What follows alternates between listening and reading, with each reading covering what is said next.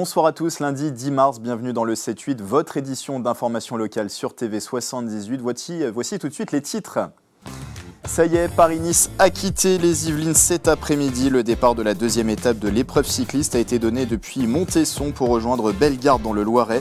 Hier, c'est la commune du Perret-en-Yvelines qui a accueilli le lancement de la 83e édition de la course au soleil. Retour sur 2 jours de fête dans les Yvelines. Depuis janvier, un village des solutions a ouvert ses portes dans le quartier des 7 Mares à Elancourt et déployé par l'AFPA, l'Agence nationale pour la formation professionnelle des adultes. Ce tiers-lieu a pour but de favoriser l'insertion et l'emploi sur le territoire. 2 villages de ce type sont implantés dans les Yvelines pour les personnes en transition professionnelle. Et puis pas de mise en orbite aujourd'hui pour IVSQ-Sat NG. Le lancement du nouveau nanosatellite du Latmos conçu à Guyancourt a été reporté à mercredi depuis la Californie. Il décollera à bord d'une fusée Falcon 9 de SpaceX pour étudier le climat de la Terre et détecter les puits de gaz à effet de serre. Et on ouvre tout de suite une page sport dans le 7-8.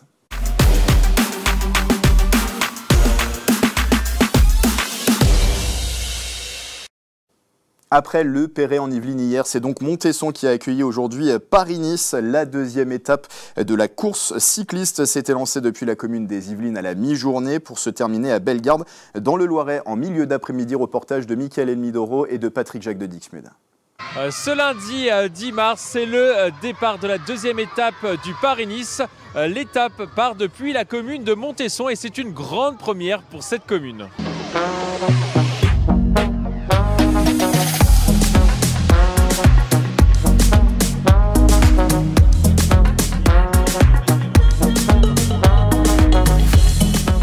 Oui, effectivement, c'est une nouvelle commune. On a la deuxième étape du Paris-Nice.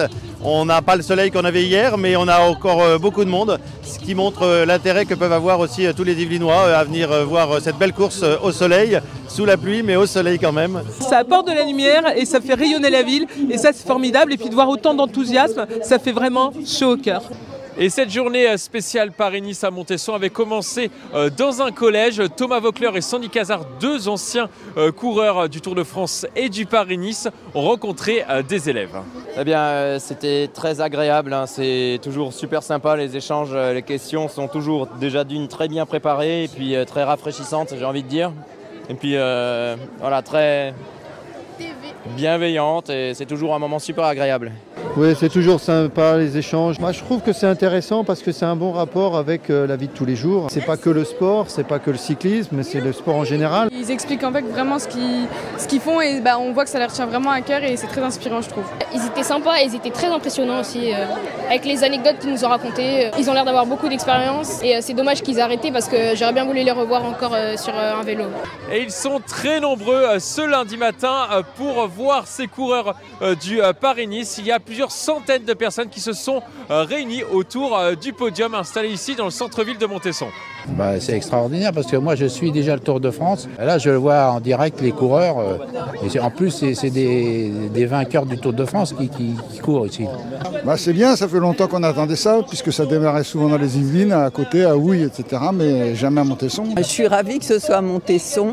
Fan de vélo, je les suis, j'aime les coureurs, les beaux coureurs et c'est toujours une ambiance sensationnelle.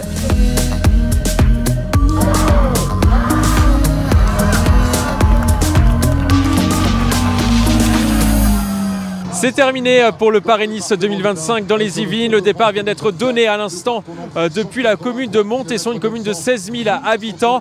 Le peloton s'élancera en direction du Loiret pour une étape de 193,9 km. Mais rassurez-vous, le peloton et les coureurs reviendront l'année prochaine dans les Yvelines pour une nouvelle étape du Paris-Nice. Et après sa victoire d'hier, Tim Merlier s'offre le doublé. Le Belge s'adjuge la deuxième étape devant le Français Emilien Janière et le Danois Mads Pedersen. Une deuxième étape marquée par une lourde chute à l'avant du peloton qui a envoyé à terre une dizaine de coureurs, dont Florian Sénéchal qui a été contraint à l'abandon. Tim Merlier lui garde son maillot jaune de leader au classement général avec 14 secondes d'avance sur un groupe de 5 coureurs composé notamment des Bleus Arnaud Desmar et Emilien Janière. Hier, c'était donc le Perret en Yvelines qui a accueilli la première étape de Paris-Nice. Au menu, 156 km au cœur de la vallée de Chevreuse. Plus de 1000 personnes sont venues pour apercevoir les stars du cyclisme. Parmi les coureurs notamment, Jonas Vingegaard, double vainqueur du Tour de France en 2022 et 2023. Et je vous le disais il y a un instant, c'est le Belge Tim Merlier de l'équipe Soudal Quick-Step qui a empoché cette première étape au sprint devant le Français Arnaud Démare.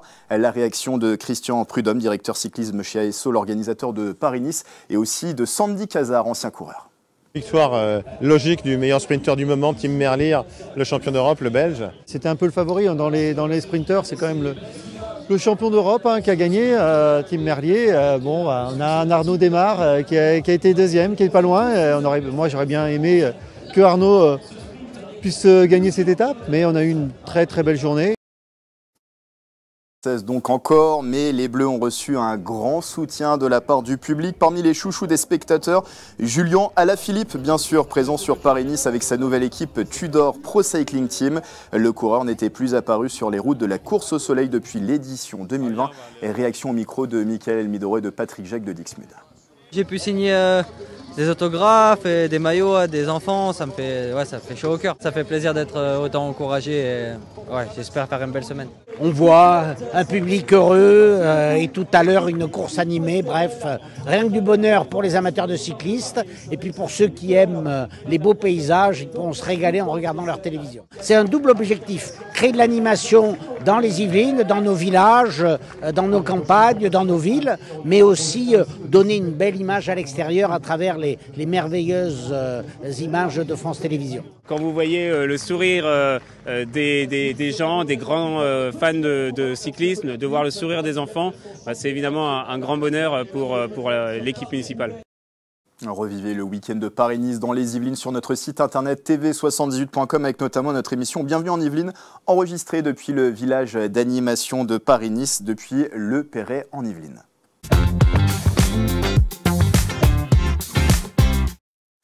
Deux étudiants sur trois sauteraient des repas chaque semaine, la plupart du temps par manque d'argent. C'est ce que révélait le mois dernier l'organisation étudiante de la FAGE.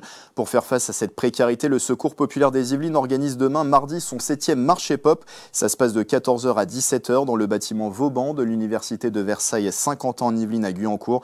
Et des paniers de produits à 5 € seront proposés aux jeunes. Et l'UVSQ offrira également le matin un petit déjeuner diététique à ses étudiants.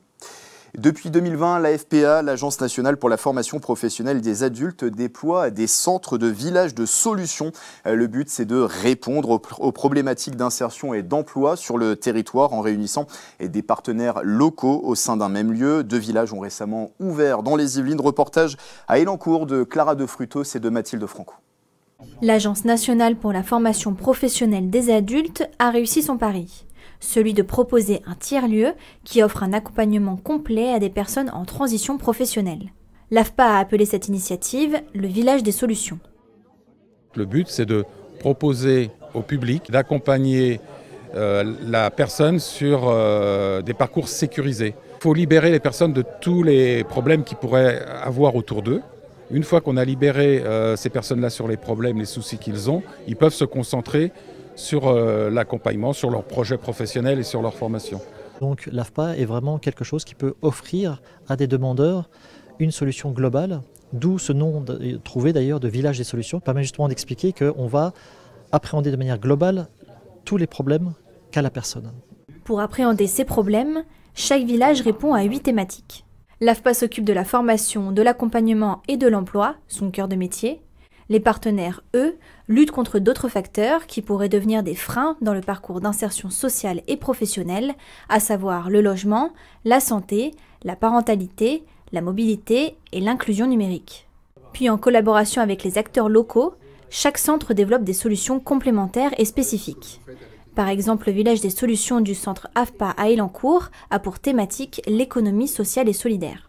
Ce qui est important, c'est de travailler ensemble. On est complémentaire avec l'AFPA, c'est-à-dire une personne qui cherche à se former sur quelque chose eh bien, elle peut très bien aller à l'AFPA. On est assez content de pouvoir couper ce ruban et de marquer justement la naissance maintenant de l'acté sur le papier pour un futur lieu de rencontre où le public pourra venir nous voir, mais pas simplement à la Cité des Métiers, rencontrer tous les acteurs et être sur un lieu fonctionnel.